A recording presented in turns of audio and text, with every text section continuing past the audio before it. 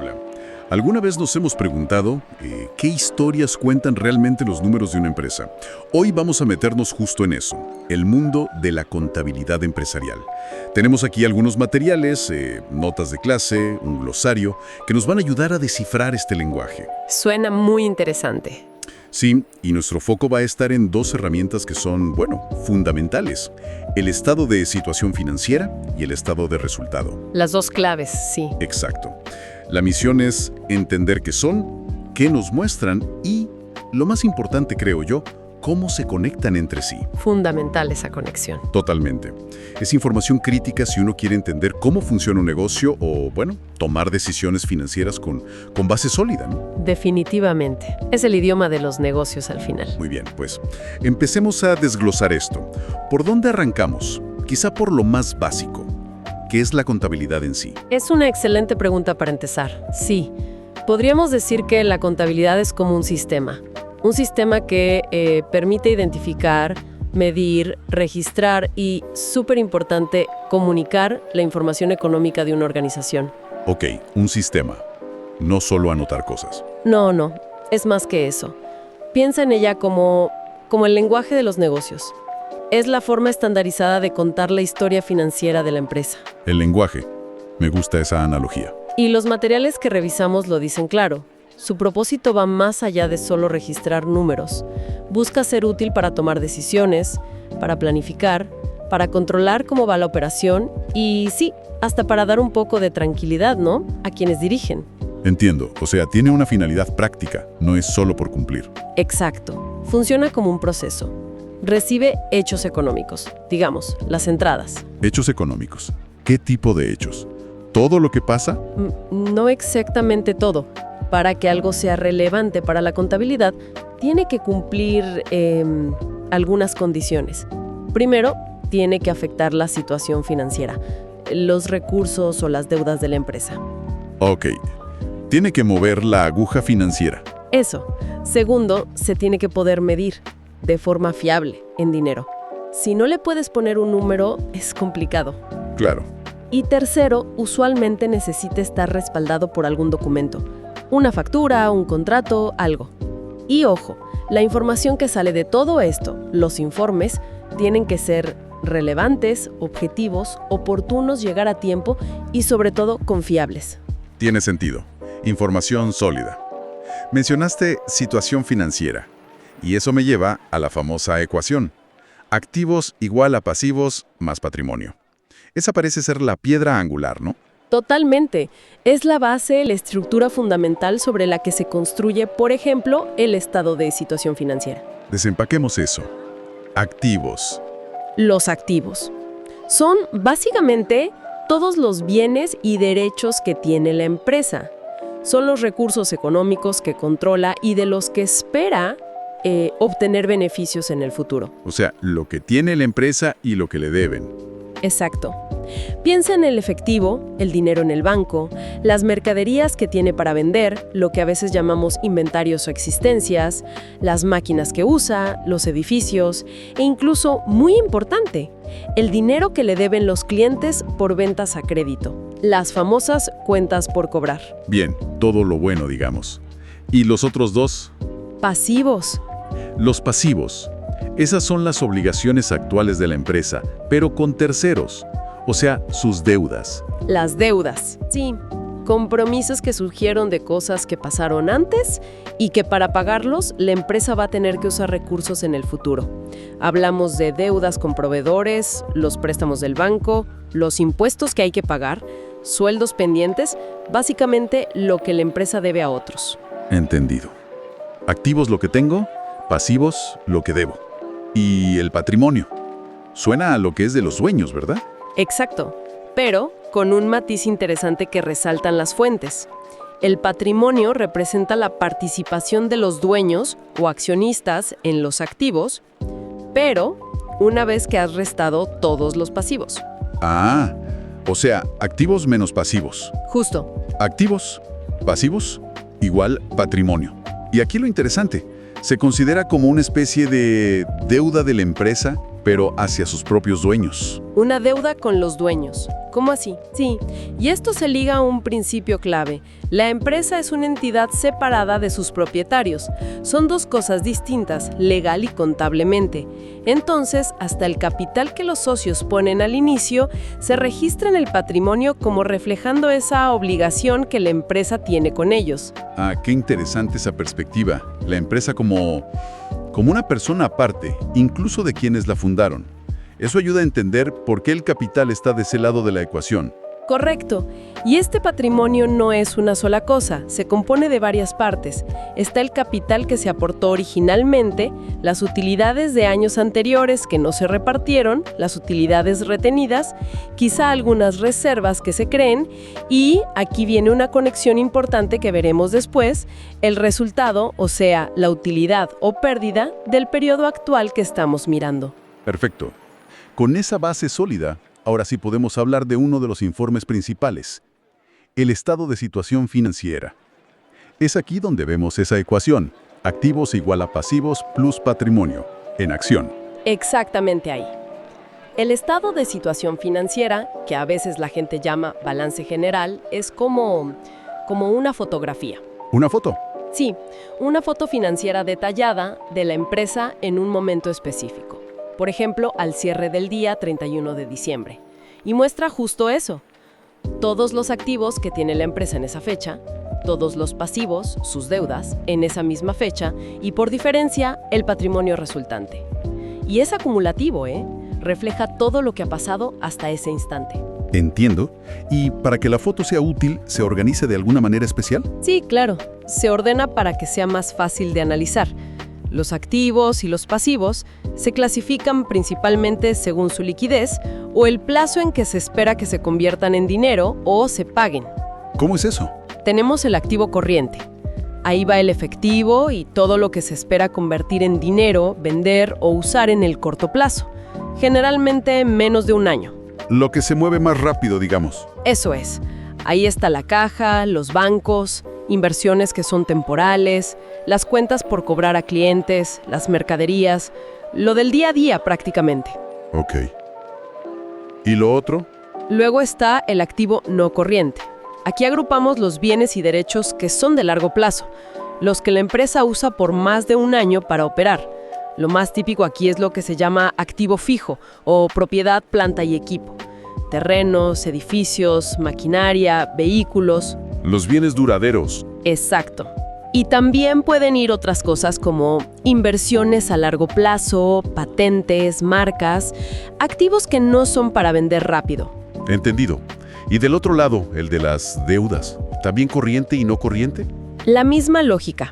El pasivo corriente son las deudas y obligaciones que hay que pagar pronto, en menos de un año. Deudas a proveedores, la parte del préstamo bancario que vence este año, impuestos por pagar. Las presiones de corto plazo. Justo. Y el pasivo no corriente son las deudas que se pagan a más de un año. La parte a largo plazo de un crédito hipotecario, por ejemplo, o bonos emitidos por la empresa. Finalmente, abajo de todo, se presenta el patrimonio con sus componentes: capital, utilidades retenidas, el resultado del ejercicio. Y supongo que la clave de toda esta foto es que tiene que estar balanceada, ¿no? Que los números cierren. Fundamental. Es la prueba de fuego. La ecuación contable tiene que cumplirse sí o sí en el estado de situación financiera. El total de activos tiene que ser exactamente igual a la suma del total de pasivos más el total del patrimonio.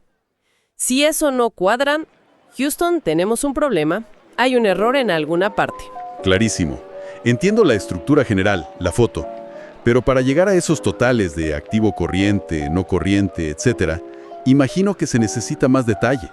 No se puede sumar todo lo que tengo y ya.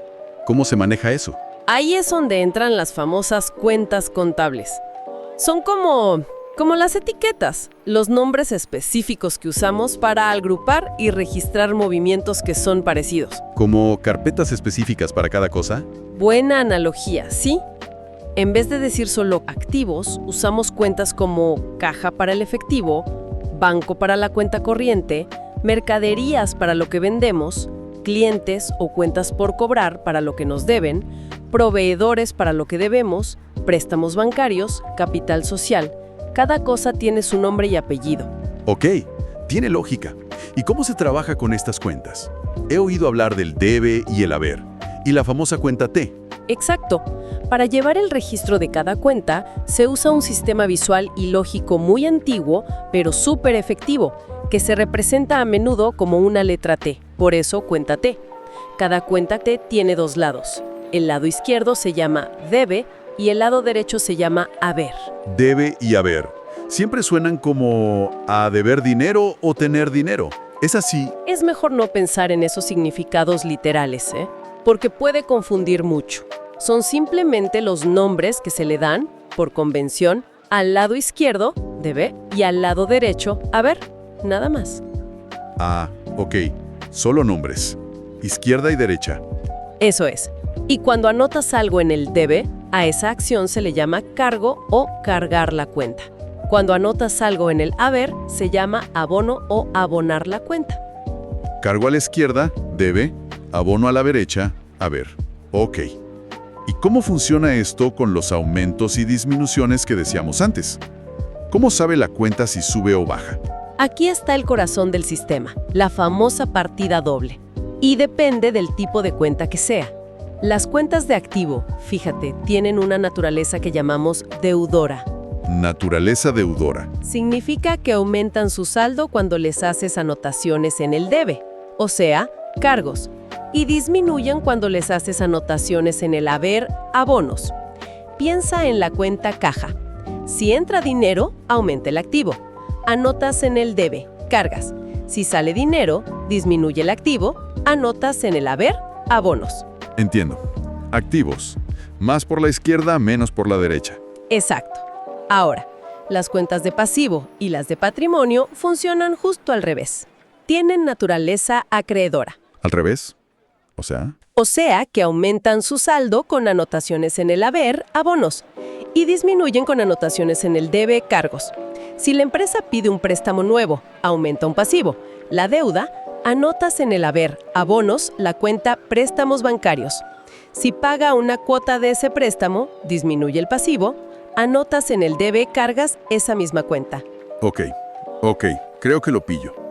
Activos aumentan por el debe, pasivos y patrimonio aumentan por el haber. Es como un código, hay que aprenderse la regla. Es exactamente eso, una regla fundamental. Y después de un tiempo, sumas todo lo que anotaste en el debe, eso es el total débito, y todo lo que anotaste en el haber, el total crédito. La diferencia entre los dos es el saldo de la cuenta. El saldo. Sí, si el total del debe es mayor que el total del haber, decimos que la cuenta tiene saldo deudor. Es lo normal para las cuentas de activo. Si el total del haber es mayor que el del debe, tiene saldo acreedor, típico de pasivos y patrimonio. Y si son iguales, pues la cuenta está saldada, tiene saldo cero. Vale, creo que capté la mecánica. Debe, haber, cargos, abonos, saldos. Ahora, si el estado de situación financiera era la foto, ¿cuál era el otro informe clave que mencionamos al principio? El otro protagonista. Ese es el estado de resultado. También se le llama estado de ganancias y pérdidas. Si el estado de situación financiera, el ESF, es la foto, el estado de resultado, o ER, es como la película. La película, me gusta. Sí, porque muestra el desempeño económico de la empresa durante un periodo específico de tiempo. No en un instante, sino a lo largo de un mes, un trimestre, un año. Su objetivo principal es calcular si la empresa generó una utilidad, ganancia o una pérdida en ese lapso. ¿Y cómo hace para calcular eso? ¿Qué elementos mira la película? Se enfoca en dos elementos principales para ese periodo: los ingresos o ganancias y los gastos o pérdidas. Ingresos y gastos. Los ingresos son, digamos, los aumentos en los beneficios económicos durante el periodo. Puede ser porque entró dinero, o aumentó el valor de un activo, o porque disminuyó una deuda, pero el resultado final es que aumenta el patrimonio. Y no por aportes de los dueños, sino por la operación misma. Lo más común, ingresos por vender bienes o prestar servicios. Ok, lo que entra por vender. Principalmente. Y por otro lado están los costos y gastos. Estos son las disminuciones en los beneficios económicos, o sea, salidas de dinero, o que baja el valor de un activo, o que aumenta una deuda. Y el resultado es que disminuye el patrimonio. De nuevo, no por retiros de los dueños, sino por la operación. Es el valor de los recursos que tuviste que sacrificar o consumir para poder generar esos ingresos. Mencionaste costos y gastos. A veces se usan como sinónimos, pero ¿hay alguna diferencia importante en contabilidad? Sí, es una distinción útil. El costo de venta o costo de explotación es el valor de la mercadería o servicio que se vendió específicamente durante el periodo. Está directamente ligado al ingreso que generó esa venta. El costo de lo que vendí. Exacto. En cambio, los gastos operacionales o gastos de administración y ventas son todos los demás desembolsos que la empresa necesita para funcionar en ese periodo, pero que no puedes asociar directamente a un producto vendido en particular. Piensa en el arriendo de la oficina, los sueldos del personal administrativo o de ventas, la publicidad, la luz, el agua. Entendido. Costo de venta pegado al producto, gastos necesarios para operar en general. ¿Y cómo juegan el debe y el haber en estas cuentas de ingresos y gastos? Siguen la misma lógica de cómo afectan al patrimonio. Las cuentas de resultado de pérdida, o sea, los costos y los gastos, funcionan como si fueran activos en este sentido. Aumentan con cargos, anotaciones en el debe. Si pagas el arriendo, haces un cargo a la cuenta gasto de arriendo. Ok, los gastos suman por el debe. Y las cuentas de resultado de ganancia, los ingresos, funcionan como los pasivos y el patrimonio. Aumentan con abonos, anotaciones en el haber. Si haces una venta, haces un abono a la cuenta ingresos por venta. Ingresos suman por el haber. Vale. ¿Y la diferencia final entre todos los ingresos y todos los costos y gastos del periodo es? Esa es la utilidad neta del periodo, si los ingresos fueron mayores, o la pérdida neta, si los costos y gastos superaron a los ingresos. Ese es el número final que te muestra el estado de resultado. Y un concepto útil que a veces se menciona en este contexto es el del margen. Se puede calcular sobre el costo, cuánto le agregas al costo para poner el precio, o sobre la venta, qué porcentaje de la venta te queda como ganancia bruta. Perfecto. Entonces, tenemos la foto, el ESF, que muestra dónde estamos parados en un momento dado. Y tenemos la película, LR, que muestra cómo nos fue durante un periodo de tiempo. La pregunta del millón, ahora sí, ¿cómo se conectan estas dos cosas? ¿Cómo habla la película con la foto? Esa es la conexión crucial. Es donde todo encaja. El resultado final que obtienes en el estado de resultado, o sea, la utilidad o la pérdida neta de ese ejercicio, impacta directamente en el patrimonio que se muestra en el estado de situación financiera. ¿Recuerdas que dijimos que uno de los componentes del patrimonio era el resultado del periodo actual? Claro, los mencionaste antes. Pues ahí está el vínculo. Si la empresa tuvo una utilidad en el periodo, según calculó el ER, esa utilidad aumenta el patrimonio en el ESF al final de ese periodo. Generalmente se mete en una cuenta llamada utilidades retenidas o resultado del ejercicio. Ajá. Y si por el contrario, la empresa tuvo una pérdida en el periodo, esa pérdida disminuye el patrimonio en el ESF. Ahí está. Qué bueno. O sea, el estado de resultado explica una parte clave del cambio en el patrimonio entre dos fotos, dos ESF, consecutivas. Nos dice cómo las operaciones del negocio, vender, gastar, etc., hicieron que la parte de los dueños aumentara o disminuyera. Precisamente. El ER viene a detallar el porqué de ese cambio específico en la riqueza de los propietarios durante ese periodo, debido al desempeño del negocio. Vincula la dinámica, la película, el ER, con la estática, la foto, el ESF. Es una conexión directa y fundamental. Creo que un ejemplo rápido ayudaría a asentar todo esto. ¿Podríamos usar esa empresa P&D que menciona los materiales? ¿Cómo se vería una transacción simple para ver cómo se mueven las piezas? Excelente idea. Siempre ayuda a verlo en acción. Imagínate que P&D recién empieza. Los socios aportan $3,000 en efectivo como capital inicial para arrancar. Ok, ¿cómo se registra eso? Bueno, aquí aplica lo que se llama el principio de partida doble, que también mencionan las fuentes. Cada transacción afecta al menos dos cuentas. En este caso, 1. Entra dinero a la empresa. El activo caja aumenta. Como los activos aumentan por el debe, hacemos un cargo de $3,000 a la cuenta caja. 2. Pero también aumenta la deuda con los dueños, el patrimonio. La cuenta capital social aumenta.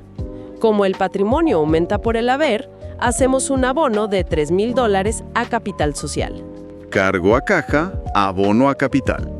Y si hiciéramos una foto, un snapshot justo ahí, Tendríamos activos, caja $3,000, igual a pasivos, 0, plus patrimonio, capital $3,000. Cuadra perfecto. $3,000 igual a 0, plus $3,000.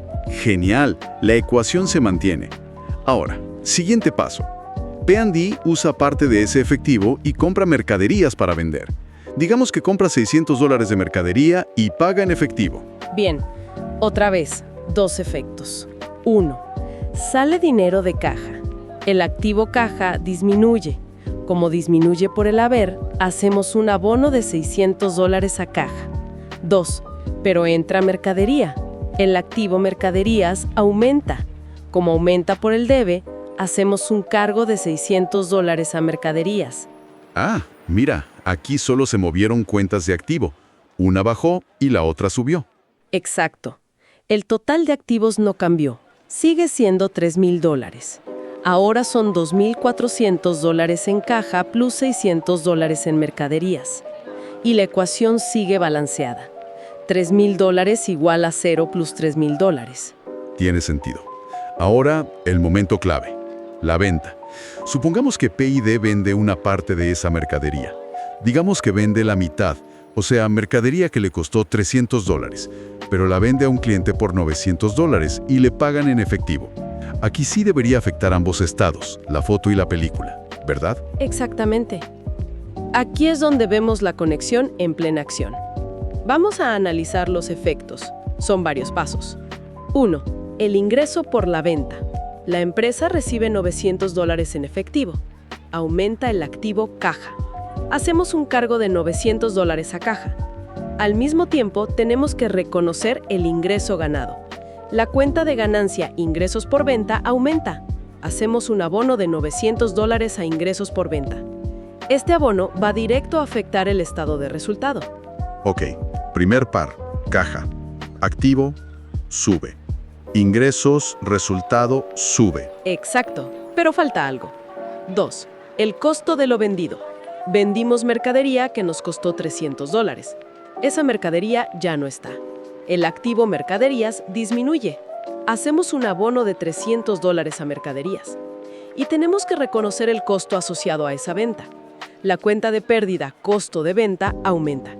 Hacemos un cargo de $300 a costo de venta. Este cargo también va a afectar el estado de resultado. Entendido. Segundo par. Costo de venta, resultado, sube. Mercaderías, activo, baja. Son varios movimientos. Sí, una venta tiene esos 2 componentes clave, el ingreso y el costo asociado.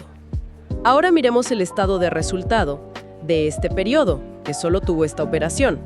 Tendríamos ingresos por venta $900 menos costo de venta $300. Eso da una utilidad bruta, antes de otros gastos, de $600. La película muestra una ganancia. Exacto. Ahora veamos la foto, el SF, después de esta venta. ¿Qué pasó con los activos? Caja aumentó en $900 y mercaderías disminuyó en $300.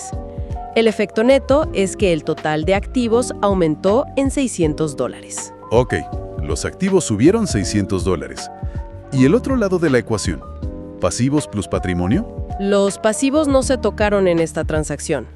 Así que para que la ecuación, activos igual a pasivos plus patrimonio, siga balanceada, el patrimonio tiene que haber aumentado en $600 también. ¿Y de dónde viene ese aumento? De la utilidad. De los $600 que calculamos en el estado de resultados. Precisamente, esa utilidad de $600 se registra como resultado del ejercicio dentro del patrimonio en el ESF. Así, la foto final queda balanceada y refleja el resultado de la película. Ahí está la conexión clarísima. La utilidad de leer hizo crecer el patrimonio en el ESF. Y todo cuadra. Además, en este ejemplo se ve otro principio importante que mencionan las fuentes, el de costo histórico, ¿no? Registramos la mercadería a los $600 que costó y le dimos de baja por los $300 que costó la parte vendida. Básico. Registrar las cosas a lo que costaron originalmente. Y podríamos seguir con más ejemplos. Imagina la depreciación de una máquina. Cada año registrarías un gasto por depreciación en el estado de resultado, lo que disminuye la utilidad. Y ese mismo monto se iría acumulando en una cuenta del ESEF, llamada depreciación acumulada, que va restando al valor de la máquina. Otra conexión directa entre la película y la foto. Queda mucho más claro ahora, viéndolo funcionar. Entonces, para recapitular un poco esta exploración que hicimos hoy. El estado de situación financiera es esa fotografía, ¿verdad? Nos dice qué tiene la empresa, activos, qué debe, pasivos, y cuál es la inversión de los dueños, patrimonio, en un momento preciso. Correcto, la foto estática.